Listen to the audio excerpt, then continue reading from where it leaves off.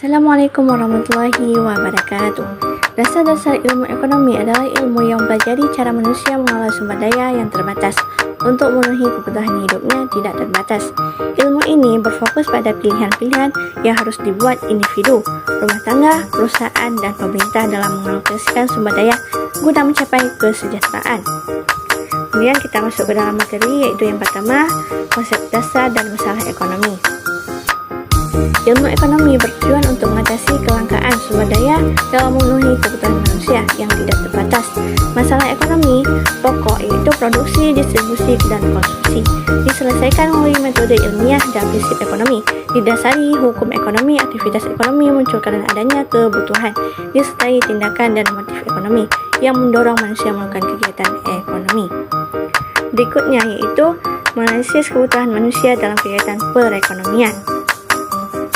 Manusia membutuhkan berbagai barang dan jasa untuk bertahan hidup dan meningkatkan kesejahteraan. Barang diklasifikasikan berdasarkan wujud, tujuan, dan proses produksi. Kebutuhan dibagi menurut waktu, sifat, dan subjek. Dalam sistem ekonomi, dua sektor yaitu rumah tangga dan perusahaan, dan tiga sektor itu ditambah dengan pemerintah, menggambarkan bagaimana arus barang, jasa, dan uang terjadi. Selanjutnya, yang ketiga yaitu penawaran, permintaan, dan harga. Mekanisme pasar adalah proses interaksi antara permintaan dan penawaran yang menentukan harga suatu barang. Permintaan adalah jumlah barang yang diinginkan konsumen pada tingkat harga tertentu, sedangkan penawaran adalah jumlah barang yang ditawarkan produsen. Harga keseimbangan terjadi saat jumlah barang yang diminta sama dengan jumlah barang yang ditawarkan.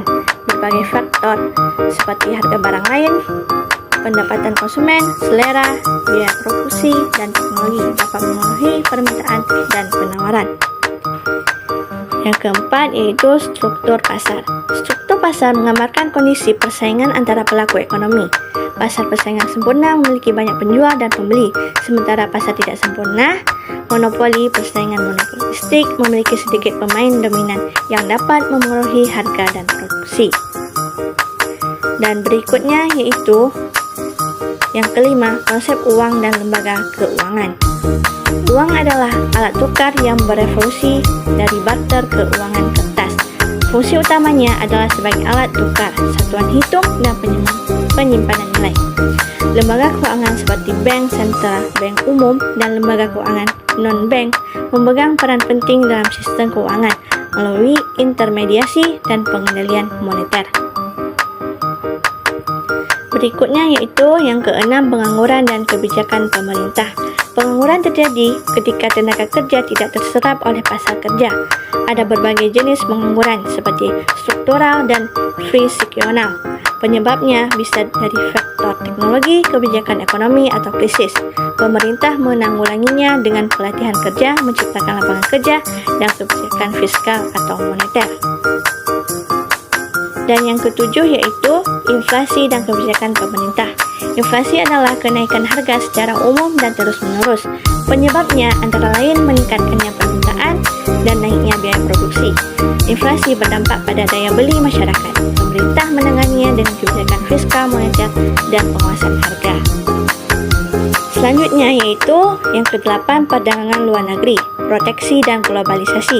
Perdagangan internasional memungkinkan negara mendapatkan barang yang tidak bisa diproduksi sendiri. Namun, ada hambatan seperti tarif, kuota, dan regulasi. Kebijakan proteksi digunakan untuk melindungi industri dalam negeri. Globalisasi meningkatkan keterhubungan antara negara, tetapi juga membawa tantangan kompetisi global. Selanjutnya yaitu pertumbuhan ekonomi. Pertumbuhan ekonomi menunjukkan peningkatan output produksi suatu negara dalam jangka waktu tertentu. Ini mencerminkan kemajuan ekonomi dan meningkatkan kesejahteraan masyarakat. Pertumbuhan ekonomi Indonesia mencerminkan potensi besar jika dikelola dengan stabilitas makroekonomi dan investasi yang berkelanjutan. Yang terakhir yaitu pembangunan ekonomi. Pembangunan ekonomi mencakup perubahan struktural menuju kesejahteraan, bukan sekedar pertumbuhan angka. Ini melibatkan peningkatan kualitas hidup, pendidikan, dan pemerataan pendapatan.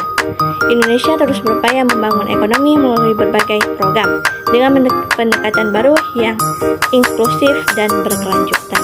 Sekian, wassalamualaikum warahmatullahi wabarakatuh.